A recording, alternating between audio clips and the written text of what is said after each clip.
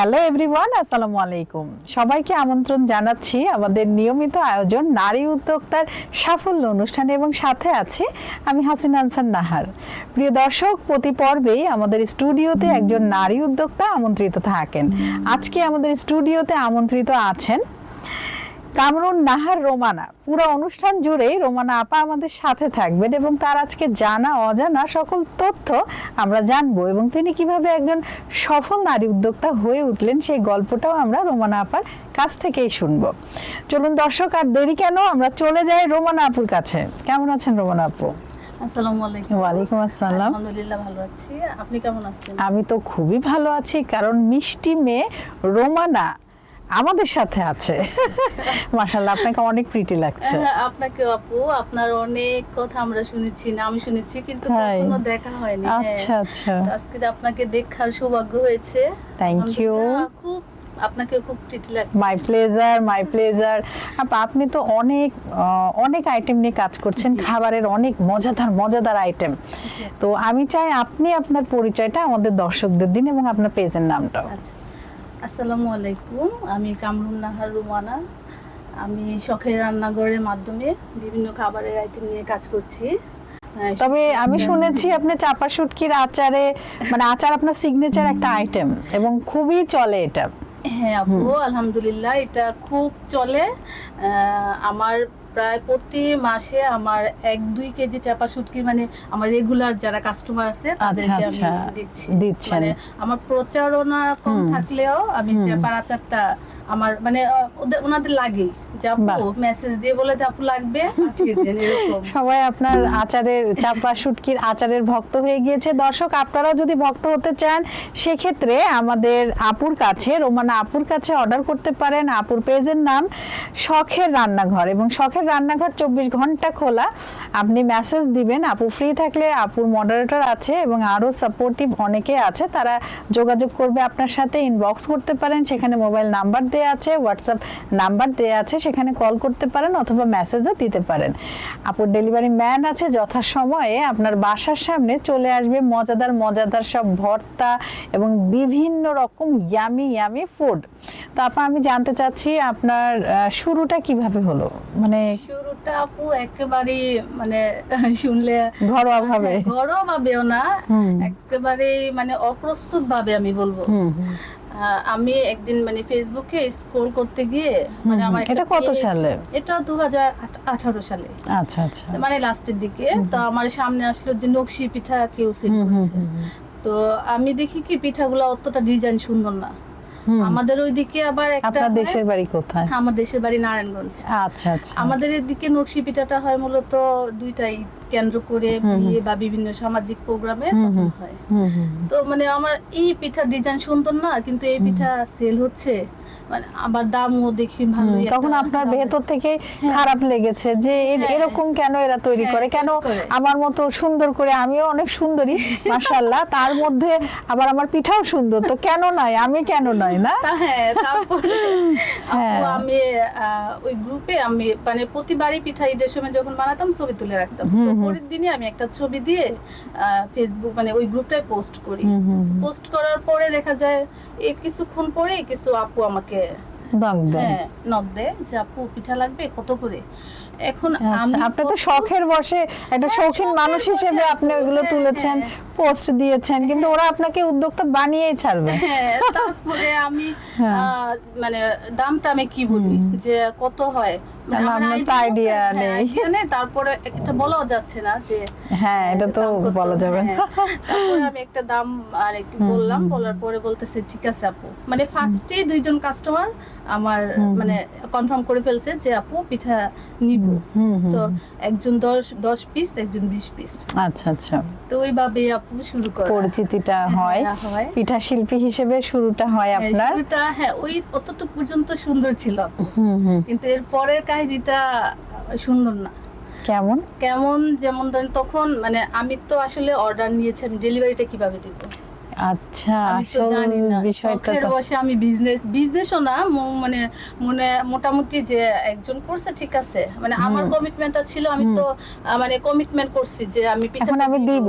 হ্যাঁ, আপনি যেভাবে হোক আসলে দিব। বুঝে উঠতে পারছেন না যে এটা আসলে কি আপনি বিজনেসের দিকে আগাচ্ছেন কিনা, হ্যাঁ, এটা কি হ্যাঁ। আসলে রিয়েল অর্ডার কিনা। মানে আপনি একটা বলেছেন, কথা দিয়েছেন, কথা অনুযায়ী পিঠাটা হ্যাঁ, যাবে, কিন্তু যাবে। কে নিয়ে কে যাবে, নিয়ে যাবে? বিষয়টা এখানে। আমার কোনো কুরিয়ার সার্ভিস কোনো কিছুই আপনার আমার তো পরিচিত পরিচয় না। ছিল না। তারপরে হাজবেন্ডকে রিকোয়েস্ট করলাম যে তুমি একটু সবাই ঘুরে ফিরে হাজবেন্ডের উপরে দিয়ে চাপিয়ে দাও। দেয়। তো উনি মানে যে ঠিক আছে আমি দিয়ে দিলাম, কিন্তু সামনে কিন্তু করা যাবে না। হুম হুম হুম। আমি বললাম আচ্ছা ঠিক আছে। তো তো উনি মানে বাসার কাছাকাছি ছিল, উনি ওই জন্য পেরেছে আর কি হ্যাঁ, উনি। হ্যাঁ, যাই হোক, তাও তো আপনাকে হেল্প করেছেন। হেল্প করেছে। কিন্তু পরের কাহিনীটা বললাম না যে অনেকটা মর্মান্তিক, হ্যাঁ। যে আমার ওই পিঠার ডিজাইন দেখে পিঠা দেখে আমার আরো অর্ডার আসে। তা আমিও অর্ডার নিই, মোটামুটি 100 পিঠার অর্ডার আচ্ছা, সব এখন মিলে। তো এটা এখন কয় দিনের মধ্যে দিতে এটা হয়েছে আপনার? মানে ওই 100 পিঠার অর্ডার যেটা সেটা আমার 15 দিনের মধ্যে। 15 দিন। হ্যাঁ, আচ্ছা 15 আচ্ছা। দিনের মধ্যে। তারপরে হাজবেন্ডকে বলার পরে যে না তোমাকে নিষেধ করছি কেন শুরু করলা, মানে উনি আমাকে করতে দিবে না তো দিবেই না। ভাবছে এটা একটা ঝামেলা, একটা হ্যাজার্ড, এটা চিন্তা করে হ্যাঁ। মানে উনি ভাবছে কে নিয়ে যাবে, আর নিয়ে আপনি যাবে। ঘরের কাজ করে আবার এগুলো করবেন, হ্যাঁ, মানে আপনিও বাচ্চা ছোট তখন, হ্যাঁ মেয়েটার আচ্ছা, বয়স 6 বেবিরাও মাস, ছোট, হ্যাঁ। মানে অনেক প্রতিকূল পরিবেশ দেখে হ্যাঁ, সে চিন্তা করে উনি আর চাচ্ছে না। তারপরে আমার ওই 100 পিঠা কিন্তু আমি ডেলিভারি দিতে পারি নাই। আমার ও, ডাইনিং এর আচ্ছা। টেবিলের উপর মানে থেকে পিঠাগুলো নষ্ট হয়েছে বলতে তখন মানে ওহো, তুমি এটা এটা তো করতে পারবা না। তো আমিও জিদ করে যে পিঠা গুড়ের শিরায় দেই নেই, আমিও মানে বাসায় খাবো এরকম মানে করিনি। তারপরে উনি শেষ পর্যন্ত আর কি যে আস্তে আস্তে বিভিন্ন উদ্যোক্তা আপুদের গল্প শোনাইছি, যে না দেখো আপুরা কত কষ্ট করে, ওনাদের তো কোনো কিছুর অভাব নেই, তারপরও করতেছে একটা মেয়ের পরিচিতি, আর একটা পরিচিতি হোক সমাজে, সে কিছু করুক। তো আস্তে আস্তে উনি এটা দেখে যে ঠিক আছে, মানে অনেকটা সময় লাগছে। তারপরে উনি যখন, কিন্তু আপনি হাল ছাড়েননি। আমি হাল ছাড়িনি। আমার কাছে মনে হয়েছে যে আমি যেহেতু এই কাজটা আমি পারি, আমার প্রচুর পরিমাণে ধৈর্য আছে, আমার মোবাইলে অ্যাক্টিভ থাকতে হয়, বাচ্চাদের সামলাচ্ছি, তারপর আমার সংসারে কাজ করিও যেহেতু আমি করার ইচ্ছাটা আছে, আমি করব না কেন, আমি করব, কিন্তু তার সাথে ঝগড়া করে না, তাকে অনেকভাবে বুঝিয়ে তারপরে আমি আমার বিজনেসটা আস্তে আস্তে বাহ। সামনের দিকে এগিয়েছি। দর্শক শুনলেন তো আমাদের আপা কি বললেন, ওনার অনেক বাধা এসেছে, পারিবারিক বাধাটাই বেশি ছিল। প্রিয় দর্শক, আপনারা শুনলেনই প্রিয় কামরুন নাহার রোমানা আপার কথাগুলি। উনি কিন্তু মানে অনেক চ্যালেঞ্জের মুখোমুখি হয়েছে। প্রথম চ্যালেঞ্জ ছিল ওনার হাজবেন্ড ওনাকে করতে দিবে না, কারণ ভাবছে উনি এটা হ্যাজার্ড, এবং আপা পিঠা তৈরি করলেন কিন্তু সেটা ডেলিভারি দিতে পারলেন না, এবং পুরা পিঠাটাও উনি তৈরি করলেন না কারণ সেটা ডেলিভারি দেয়া যাবে না। এভাবেই কথা হয়েছে ওনার পারিবারিকভাবে, কিন্তু উনি হাল ছাড়েননি। উনি ওনার হাজবেন্ডকে এবং পরিবারকে বোঝানোর চেষ্টা করেছেন প্রতিনিয়ত যে না, সবাই করছে, কত কষ্ট করে করছে, আমিও করব, আমিও করতে চাই, আমি আমার নিজের একটা পরিচয় তৈরি করতে চাই, নিজের যে আইডেন্টিটি সেটা ক্রিয়েট করতে চাই। এবং এক অবস্থায় গিয়ে ওনার হাজবেন্ড কিন্তু জিনিসটা বুঝলো, মানে উনি যদি হালটা ছেড়ে দিত সেখানে, তাহলে আজ আর উনি এভাবে আমাদের সামনে এসে আর কথা বলতো না, হয়তো অন্য কোনো সেক্টরে থাকতো বা হাউসওয়াইফ হয়ে থাকতেন। কিন্তু উনি ওই দিন হাল ছাড়েনি বলে উনি বোঝাতে সক্ষম হয়েছে, এবং উনি ক্রমাগত করে গিয়েছেন ওনার কাজ, যে আজ তাই উনি একজন সফল উদ্যোক্তা। তো বন্ধুরা, আমাদের লাইফে অনেক আপস অ্যান্ড ডাউন আসবে, অনেক কটু কথা, অনেক মন্তব্য আসবে, নেগেটিভ পজিটিভ, আমাদের এই সব কিছু নিয়েই কিন্তু চলতে হবে। অনেক সময় সাপোর্ট পাবো, অনেক সময় পাবো না। হ্যাঁ, সব কিছু আমাদেরকে পজিটিভলি নিতে হবে, এবং যা হবে ভাববেন এটাই ঠিক। সো আমরা সেটাকে পজিটিভ এনার্জি হিসেবে নিয়ে আরো 10 ধাপ উদ্যম গতিতে যেমন আপা গিয়েছেন সেভাবে আমরা চলে যাব। উনি কিন্তু মন খারাপ করে ঘরে বসে নেই, উনি ওইটাকে ভাবছে না এটাকে আমি হাতে আনবো, এবং উনি পেরেছেন। মানুষ পারে না এমন কোনো কাজ নেই, আপনি পারেন, আমি কেন পারবো না, এই মনোভাবও থাকতে হবে। মাঝে মাঝে একটু জিদ, ভালো জিদ কিন্তু ভালো, যেমন আপু যে জিতটা করেছেন এটা ভালো জিদ আমি বলবো, এবং সেটার ফলও কিন্তু পেয়েছেন। পেয়েছি আলহামদুলিল্লাহ। যেমন এই যে আজকে আমি এখানে এসেছি, সেটা কিন্তু আমার হাজবেন্ড নিয়ে আসছে। তাই হ্যাঁ, দেখেন কতটা পজিটিভ উনি এখন। কতক্ষণ মানে আরো আগে প্রোগ্রামটা শুরু হওয়ার কথা ছিল, উনি আমাকে যে কতক্ষণ লাগবে ঠিক আছে উনি নিচেই বসে আছে। ও এখনো বসে আছে, বাহ চমৎকার। তো আপনি কি কি ধরনের খাবারের দিকে বেশি মানে ফোকাস করছেন, যে কাস্টমারদের চাহিদা অনুযায়ী আপনি খাবার তৈরি করছেন, এগুলো আইটেমগুলোর নাম যদি বলতেন। হ্যাঁ, আইটেমগুলোর মধ্যে আমার মানে বর্তমানে যেসব খাবারগুলো আমার পেজ থেকে যাচ্ছে আপু, পিঠাটা তো সবসময় যাচ্ছে, তাছাড়া আমার কিছু আইটেম যেমন আচার আইটেম বলতে হলো মানে শুটকির আচার, বিভিন্ন রকমের শুটকির আচার। ও মানে এক রকম না শুধু চাপা শুটকি না, আপনি আরো অনেক। তো ওই শুটকিগুলো আসলে কি কি শুটকি? ওই শুটকিগুলো যেটা রেগুলার আইটেম, লুইট্রা শুটকির, নোনা শুটকির আচার, তারপর চিংড়ি শুটকির আচার। এগুলো কি টক মিষ্টি ঝাল না শুধু টক? ঝাল। ও এখানে মিষ্টি কোনো নেই।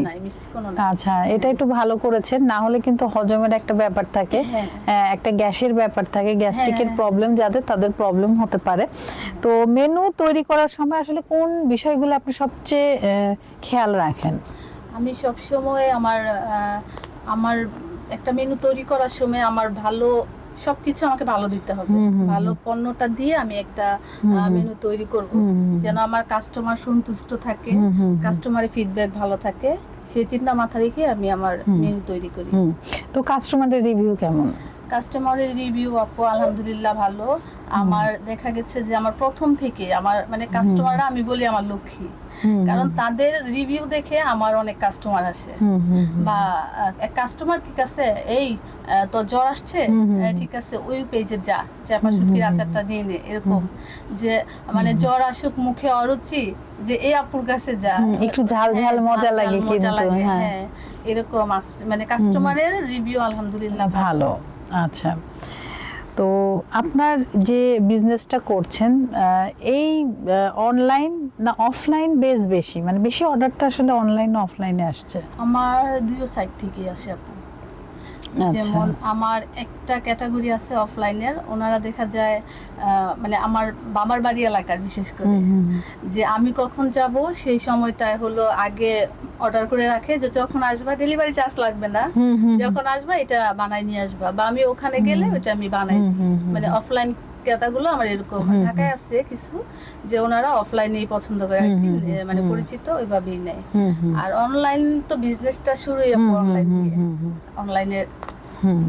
তো আপনার যে গ্রাহকগুলো নেয় তারা আসলে কোন ক্যাটাগরির, মানে কি চাকরিজীবী বেশি নিচ্ছে নাকি গৃহিণীরা নাকি স্টুডেন্টরা বেশি লাইক করে? আমার সব ক্যাটাগরির কাস্টমার আছে আপু আলহামদুলিল্লাহ। যেমন আমি স্টুডেন্টের কথাই বলি, যে কিছুদিন আগে ঢাকা মানে ভার্সিটির রোকেয়া হলের এক আপু, উনি আমার থেকে 3 বছর যাবত রেডি টু কুক ইট যে আচারগুলো আছে, গরুর মাংসের আচার, মুরগির মাংসের আচার, শুটকির আচার, যে এগুলো উনি নিয়ে রাখে। মানে স্টুডেন্ট বেস আমার একটা কাস্টমার আছে, কয়েকজন আছেন, যে ওনারা দেখা যায় চাইলেও বাসায় গিয়ে না তখন এটা দিয়ে খেয়ে নিল ভাতটা, এটা দিয়ে খেয়ে নিল। এটার মেয়াদকাল কতদিন?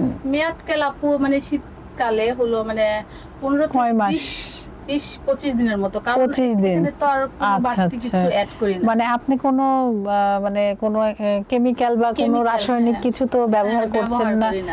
আচ্ছা, এটা শুধুমাত্র 15 থেকে 20 দিন, মানে এরকম আপনি বলেই দেন না নাকি লেখা থাকে আপনার প্রোডাক্টের উপর? 15 থেকে 20 দিন। আর তেলে ডুবানো যে আচারগুলো যেমন গরুর মাংসের, মুরগির মাংসের আচার, এগুলো মানে মোটামুটি দীর্ঘদিন থাকে, তেলের নিচে ডুবানো থাকে, সমস্যা হয় না। শুটকির যে আচারগুলো ওগুলো তো আপু মানে এর বেশি দিন থাকে না। যে কোনো একটা আচারের রেসিপি আমাদের দর্শকদের সাথে শেয়ার করুন। মানে শুটকির আচারটা শেয়ার, হ্যাঁ অবশ্যই শুটকির আচারটা অবশ্যই শেয়ার করব, যেহেতু আমার আপু সম্মানিত আপু বলেছেন, অবশ্যই আমি শেয়ার করব। 50 গ্রাম চাপা শুটকি, আর মরিচের গুঁড়া, হলুদের গুঁড়া পরিমাণ মতো, পেঁয়াজ রসুন সেটা পরিমাণ মতো, পেঁয়াজটা একটু বেশি লাগে। দুটাই কি বাটা পেঁয়াজ আর রসুন? পেঁয়াজ রসুন বাটা আপু, মানে এই আচারের মূল স্বাদটাই আসে বাটা মশলা থেকে। আচ্ছা, মরিচটা তো অতটা বাটা যায় না, মরিচটা যে ফাঁকিটাই ব্যবহার করি। তো প্রথমে তেল দিয়ে আমি 2টা তেজপাতা দেই, তারপরে পেঁয়াজ বাটা, রসুন বাটা দিয়ে, তারপরে চাপা শুটকি তো বেটে নিই আমি। ও আচ্ছা, পুরাটাই বেটে নেন? হ্যাঁ, পুরাটাই বেটে নিই। এটা ক্লিন করে তারপরে কি টেলে নেন? না, টেলে নিই না আপু, ক্লিন করে শুটকিটা ভালো করে ক্লিন করে তারপরে বেটে তারপরে মশলার মধ্যে আমি দিয়ে দেব। আচ্ছা আচ্ছা, ভুনা করেন? হ্যাঁ, ভুনা করি। তো ওইভাবেই আপু ভুনা করে যখন একেবারে মাখো মাখো হয়ে যায়, লেগে আসবে, তখন নামিয়ে ওইভাবে পরিবেশন করা যাবে। আচ্ছা, এটা কি সরিষার তেল দিয়ে তৈরি করেন? না আপু, আমি সরিষার তেল দিয়ে এখন করি না, আগে করতাম, দেখা যায় অনেক কাস্টমাররা পছন্দ করছেন না। তো এর মধ্যে পাঁচফোড়ন মানে এগুলা কি দেয়া হয়? আমি আর কোনো কিছুই ব্যবহার করি না, শুধু সামান্য একটু ভিনেগার ব্যবহার করি। আচ্ছা আচ্ছা, এটা কিছুই ব্যবহার করি না। আচ্ছা, মানে শুধুমাত্র হলুদের গুঁড়া, মরিচের গুঁড়া, আর হচ্ছে আপনার তেজপাতা ফোড়নে দিয়েছেন, আর সয়াবিন অয়েলটা ইউজ করেছেন, আর হচ্ছে রসুন আর পেঁয়াজ বাটা, জাস্ট।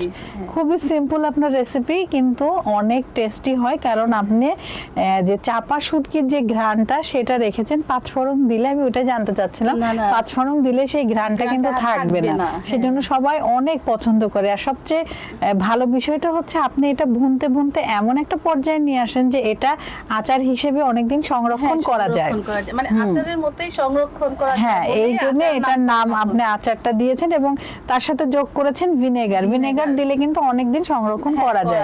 সো দর্শক, আপার আচারের রেসিপিতে আপনি পেয়ে গেলেন। আসলে আচার বলতে এখানে সংরক্ষণ করার বিষয়টা আসছে, এবং সরিষার তেল আপনারা চাইলেই কিন্তু সরিষার তেল ব্যবহার করতে পারেন নিজেদের খাওয়ার জন্য, কিন্তু যখন আপনি বিজনেস আকারে নেবেন, আপু বলছেন অনেকেই সরিষার তেলের ঘ্রাণটা পছন্দ করেন না, তো সেক্ষেত্রে আপনারা যখন অর্ডার করবেন আপুকে বলে দিবেন যারা সরিষার তেল দিয়ে অর্ডার করতে চান আপু এটা অ্যাড করে দেবে, আর যারা না চান তো আপু নিজের মতো করে তৈরি করে দেবে। তো আপু, আসলে আমরা কথা বলতে বলতে অনুষ্ঠানের একদম শেষ দিকে চলে এসেছি। আপনার কেমন লাগলো আমাদের এই অনুষ্ঠানে এসে? আমি মানে ফার্স্টে খুব নার্ভাস ছিলাম, এখন অনুষ্ঠানের লাস্ট পর্যায়ে মনে হচ্ছে আরেকটু গল্প করি। খুব ভালো লাগছে না? ভালো লাগছে আপু। হ্যাঁ, আসলে আপনার এই মানে কথা, আপনার জীবনের গল্প, ছোট ছোট আশাগুলো পূরণ হওয়া, এটা আমাদের নতুন উদ্যোক্তাদের জন্য অনেক অনুপ্রেরণা দেবে। অনেকেই যারা ভয় পাচ্ছিলেন যে আমরা এই সেক্টরে আসবো কি আসবো না, আজ যদি আমাদের এই অনুষ্ঠানটা তারা দেখেন তাহলে কিন্তু তারা একটা আলাদা শক্তি পাবেন। যেমন আপনি আপনার নিজের শক্তি ছিলেন, আজ আপনার এই গল্প শুনে অনেকেই আসবেন আমাদের এই সেক্টরে। তো আপনি অনেক ভালো থাকবেন, আবারও নতুন কোনো আয়োজনে আপনার সাথে আমাদের দেখা হবে। ইনশাআল্লাহ আপু, আপনি ভালো থাকবেন। আসসালামু আলাইকুম। ওয়ালাইকুম আসসালাম, এবং আপনাকেও ধন্যবাদ। দর্শক, এই ছিল আমাদের আজকের আয়োজন। আপনারা যারা আমাদের সাথে ছিলেন আপনাদের সবাইকে অসংখ্য ধন্যবাদ। আবারও নতুন কোনো অতিথিকে নিয়ে আপনাদের সবার মাঝে আমি হাসিনা আনসার নাহার উপস্থিত হব। ততক্ষণ পর্যন্ত আপনারা সবাই ভালো থাকুন, সুস্থ থাকুন এবং আমাদের সাথে থাকুন। আল্লাহ হাফেজ।